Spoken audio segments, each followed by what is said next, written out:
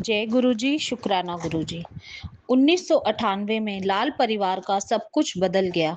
दिल्ली छावनी क्षेत्र में उनके बड़े पुत्र की दुर्घटना में मौत हो गई थी और श्री कंवरलाल की पत्नी इस मानसिक आघात से बहुत विचलित हो गई थी। फिर परिवार के एक मित्र श्री प्रेम सिंह सिंगापुर में भारत के भूतपूर्व राजदूत अचानक एक दिन उन्हें मिले।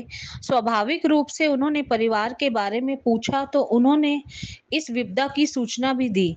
लाल परिवार से अनभिज्ञ प्रेम सिंह गुरुजी के अनुयायी थे और उन्होंने उन्हें गुरुजी से मिलने की सलाह दी।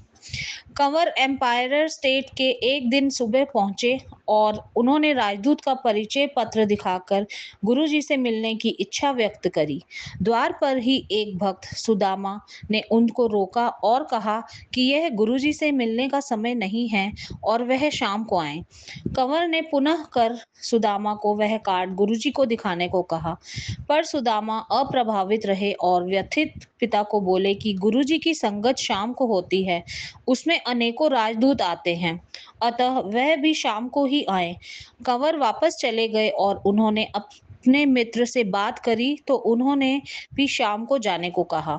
संध्या को कंवर को उनके मित्र प्रेम सिंह एम्पायर स्टेट के बाहर प्रतीक्षा करते हुए मिले और वह दोनों अंदर गए। गुरुजी ने कंवर को अपनी व्यथा व्यक्त करने का अवसर दिया। पत्नी के उपचार के लिए उन्होंने अभिमंत्रित ताम्र लोटे से जल ग्रहण करने को कहा, जैसे सदा होता आया है। वह जल ग्रहण कर कंवर की पत्नी 15 दिन में ही स्वास्थ्य की राह पर चल पड़ी। उन्होंने रोना बंद कर दिया। उनका निम्न रक्तचाप सामान्य हो गया और उन्हें स्वस्थ प्रतीत होने लगा। मई 2000 में परिवार ने गुरुजी के पास आना आरंभ कर दिया।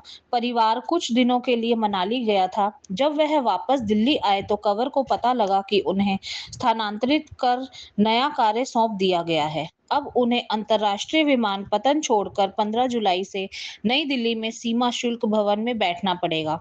सदगुरु के पास जाने पर उन्हें पुनः छुट्टी पर जाने का सुझाव दिया गया। यह घटना 24 जून 2000 की है। उस समय तक कंवर के मन में गुरुजी के लिए विश्वास जागृत नहीं हुआ था, ऐसा वह अब कहते हैं। उनकी अवहेलना करते हुए कंवर ने कार्यालय जाना आरंभ कर दिया। उसी सप्ताह सीमा शुल्क विभाग के 48 अधिकारियों के विरुद्ध कार्यवाही आरंभ कर दी गई। कंवर भी उनमें से एक थे। यदि उन्होंने गुरुजी का कहा माना होता तो उनका नाम नहीं आता। कंवर ने यह समस्या पुनः गुरुजी के समक्ष व्यक्त करी, जो सर्वज्ञाता ने उन्हें चिंता मुक्त रहने के लिए कहकर और एक और समस्या की और उनका ध्यान आकर्षित किया, उनकी बेटी का विवाह। कंवर को संतोष तो नहीं हुआ, पर तथ्यों से स्पष्ट होता है कि उनकी चिंता निराधार थी। 48 नामांकित अधिकारियों में से 33 के विरुद्ध कार्यवाही हुई। सूची क्रम में कंवर और उनके नीचे के समस्त अधिकारियों का नाम नहीं लिया गया। तत्पश्चात उन 33 अधिकारियों पर अभियोग लगाते समय भी कंवर का नाम कहीं नहीं था। विवाह के लिए गुरुजी मध्यस्थ बने। गुरुजी के कहने पर कंवर ने अपनी बेटी के लिए वर ढूंढना आरंभ कर दिया। भारतीय तेल निगम के एक यांत्रिक इस संबंध के लिए उचित लगे थे और परंपराओं के अनुसार अपने माता पिता के साथ उनके यहाँ आ रहे थे। उस अति महत्वपूर्ण भेंट से पूर्ण गुरुजी ने कंवर को बुलाकर वर के पिता को सफेद रसगुल्ले खिलाने को कहा। लड़के के माता पिता के लिए अति सुंदर भोजन परोसा गया। उसके बाद पहले कंवर, फिर उनकी पत्नी और अंत में उनके पुत्र ने वर के पिता को रसगुल्ले प्रस्तुत किए, पर हर बार, जिसके कारण सदगुरु को ही ज्ञात होंगे, उन्होंने मना कर दिया। कंवर के परिवार को अब तक गुरुजी के तौर तरीकों से पता लग गया कि कुछ बात अवश्य है। जब वह शाम को गुरुजी के दर्शन के लिए एम्पायर स्टेट आए तो गुरुजी ने संक्षेप में कहा कि गुलाब के पुष्प में भी कांटे होते हैं। परिवार समझ गया कि वह लड़का उचित नहीं था और उस ओर से भी मनाही आ गई। कुछ समय बाद एक और सुयोग्य लगता हुआ वर मिला। दिल्ली में कार्यरत एक न्यायिक मजिस्ट्रेट। वह घर पर कंवर की बेटी से आकर मिला और वहां से जाने के बाद कंवर को फोन पर कहा कि उसे यह संबंध स्वीकार है। साथ ही उसने अपने माता पिता की स्वीकृति भी लाने को कहा। ला, लाल परिवार उसके माता पिता को मिलने उसके मूल स्थान भी गए, पर उनसे कोई उत्तर नहीं आया। एक दिन गुरुजी ने कंवर को फ़ोन किया और अचानक ही पूछा कि दिल्ली में सबसे अच्छी चाट कहाँ मिलती है? कंवर ने उत्तर दिया, उनकी जानकारी में सबसे अच्छी चाट शाहजहाँ मार्ग पर संघ लोक सेवा आयोग के भवन के कोने पर मिलती है। गुरुजी ने उन्हें वहां शाम को 6:30 बजे पहुंचने के लिए कहा। 6:30 बजे गुरुजी वहां कुछ अनुयायियों के साथ पहुंचे। चाट के आने पर गुरुजी ने एक प्लेट कंवर को देते हुए बेटी का विवाह निश्चित होने पर बधाई दी। उपस्थित अनुयायियों ने भी ऐसा ही किया। कंवर को समझ नहीं आ रहा था कि क्या हो रहा है, क्योंकि केवल उन्हें पता था कि लड़के वालों से पिछले 2 माह से कोई उत्तर नहीं आया था। किंतु शीघ्र ही वह समाचार भी आ गया। सदा की भांति गुरुजी के शब्द सत्य सिद्ध हुए। दामाद पर उपकार। कंवर के दामाद विभागीय परीक्षा में एक को छोड़कर सब विषयों में उत्तीर्ण हो गए थे। यह उन्हें विचित्र लग रहा था। कंवर ने इसका उल्लेख गुरुजी से किया। सदगुरु ने उत्तर दिया कि उसे तो सब विषयों पूर्ण उत्तीर्ण हो जाना चाहिए था और हो जाएगा। कंवर को लगा कि गुरुजी संभवतः किसी की ओर संकेत कर रहे हैं, जिसने उनके दामाद की उन्नति में बाधा डाली है। शीघ्र ही उच्च न्यायालय के न्यायाधीशों के पूरे समुदाय में ने उनके दामाद की परीक्षा की समालोचना करी। उनकी कार्यशैली और वार्षिक गोपनीय रिपोर्टों के आधार पर उनके पक्ष में निर्णय लिया और उत्तीर्ण घोषित कर दिया। पुत्र रक्षा।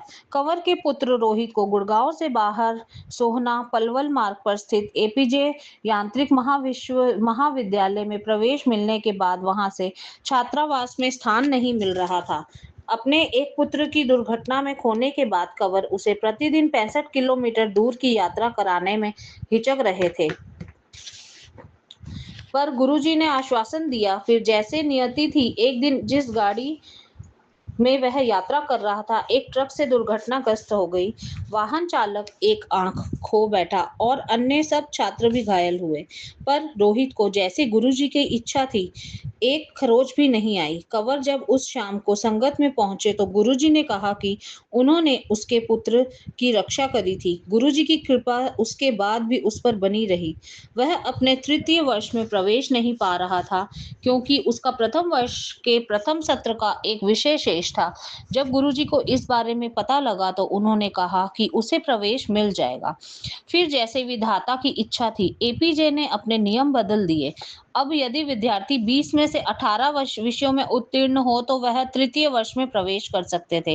इस प्रकार रोहित तृतीय वर्ष में प्रवेश कर सका। यह वास्तव में गुरु कृपा ही थी, क्योंकि अगले वर्ष एपीजी ने पुनः पुराना नियम घोषित कर दिया। स्पष्ट है कि यह नियमों को सदगुरु की अभिलाषानुसार बदलना पड़ता है। शल्प क्रिया बिना उपचार। कंवर की सास की दिल्ली के सर गंगाराम चिकित्सालय में शल्प क्रिया होनी थी, क्योंकि उनके दाएं घुटने में बहुत पीड़ा थी, परंतु गुरुजी उसके लिए मना कर रहे थे। साथ ही यह निर्देश भी दिया कि उनको चिकित्सालय के आसपास भी नहीं ले जाना है। सदगुरु ने पुनः अभिमंत्रित ताम्र लोटे का उपचार करवाया, जिससे चमत्कार हुआ। उनके घुटने की वेदना 1 माह में समाप्त हो गई और वह उसे पहले जैसे हिला डुला भी सकती थी। सपरिवार गुरुजी के कमल चरणों में। हम गुरुजी के पास फरवरी 1999 से आते रहे हैं। हमने गुरुजी की प्रतिभाओं और कृपा के बारे में बहुत सुना था, किंतु जब उनके दर्शन हुए तो वह हमारी आशा से कहीं अधिक थी।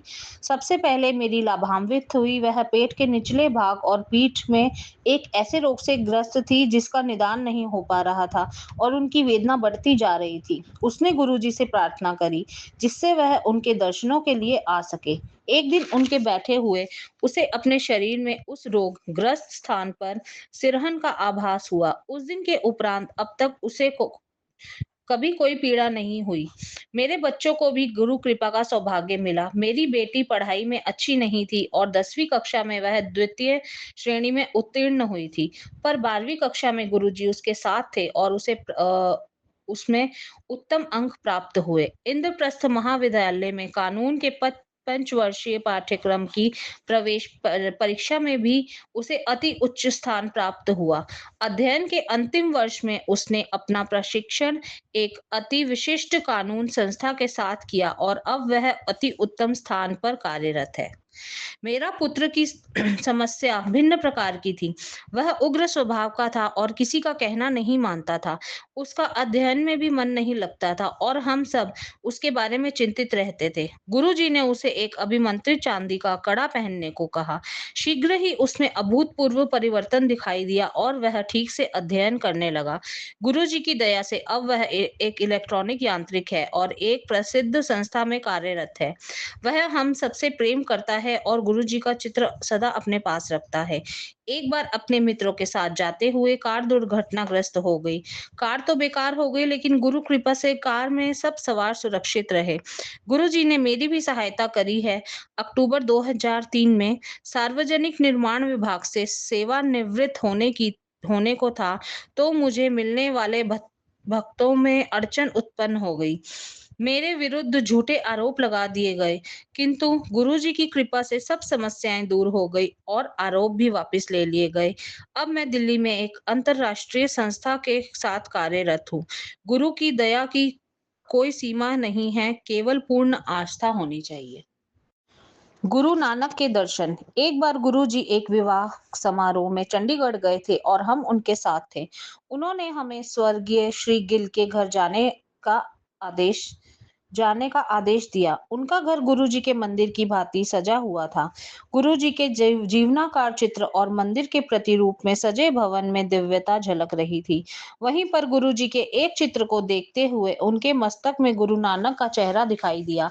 हमें पता लगा कि गुरुजी वहां पर कुछ घंटे रहे थे। पूरे वातावरण में गुरुजी की सुगंध आ रही थी। एक अन्य अवसर पर जब मेरी पत्नी गुरुजी के समय समक्ष ध्यान मुद्रा में थी, तो उसे गुरुजी ने हाथ पकड़े हुए ग्लास में सर्प दिखाई दिया। आज भी हम उन्हें अपने आसपास अनुभव कर सकते हैं, जैसे वह हमें अपना आशीष और सुरक्षा दे रहे हों। उनकी शरण में आए हुए भक्तों की संख्या बढ़ती हुई संख्या देखकर अति प्रसन्नता होती है। वास्तविक चमत्कार गुरु जी के पथ पर। कौन कह सकता है कि उसने ईश्वर के दर्शन किए हैं? मैं कह सकती हूँ, गुरु जी मेरे परमेश्वर हैं। मुझे प्रतीत होने लगा है कि कोई देवता मेरे गुरु सदृश नहीं है। वह महान है। उनके जैसा ना कोई कभी हुआ है और ना ही कभी कोई होगा। किसी को उन्हें अपने कष्ट बताने की आवश्यकता नहीं है। वह सब जानते हैं। एक बार उनके पथ पर अग्रसर होने के पश्चात कर्म स्वयं होने लगते हैं। आपको उनमें मात्र विश्वास करना है और आस्था रखनी है और कभी कुछ नहीं मांगना है। मेरे पुत्र उद्धव को 1.5 वर्ष की आयु में अस्थमा रहा था। जब मैंने गुरुजी को बताना चाहा तो उन्होंने मुझे रोक दिया और कहा कि ऐसे मैं स्वयं अपना अहित करूंगी। यह कथन उनका आदेश था। मैं चुप हो गई। इसके 2.5 वर्ष बाद गुरुजी हमारे घर एक विवाह के अवसर पर आए और उन्होंने उद्धव को एक गिलास जल पीने के लिए दिया। मेरे पुत्र को गुरुजी का आशीष मिल गया था। उस जल को पीने के बाद उसे कभी अस्थमा का दौरा नहीं पड़ा। उसमें अभूतपूर्व सुधार हुआ। उसकी लंबाई बढ़ गई, उसका वजन भी बढ़ा और अब वह एक सक्रिय बालक है। मेरे पति को दमा भी था। जब वह गुरुजी से पहली बार मिले तो गुरुजी ने कहा कि वह अत्यंत अंधविश्वासी है। उनके इस कथन के साथ ही उस उनकी आधी समस्याएं तो तुरंत ही समाप्त हो गई थी। गुरुजी ने कहा ताम्र लोटे से जल पीने को और शीघ्र ही उनके अस्थमा की भी इति हो गई। मुझे भी गुरु कृपा प्राप्त हुई। मेरी आंख में एक फुटक था और चिकित्सक ने उसे साधारण शल्य क्रिया के से निकालने का सुझाव दिया था। मैं भयभीत थी। एक बृहस्पतिवार को गुरुजी मुझे बहुत ध्यान से देख रहे थे। मुझे पता था कि उनके इस प्रकार देखने का कारण होगा। अगले दिन प्रातः मेरी आंख बिल्कुल सामान्य थी। गुरुजी अपनी दृष्टि से उसी प्रकार के चमत्कार कर देते थे जिस प्रकार शब्दों से। 5 वर्ष पूर्व मेरे ससुर को हृदय का दौरा पड़ा था।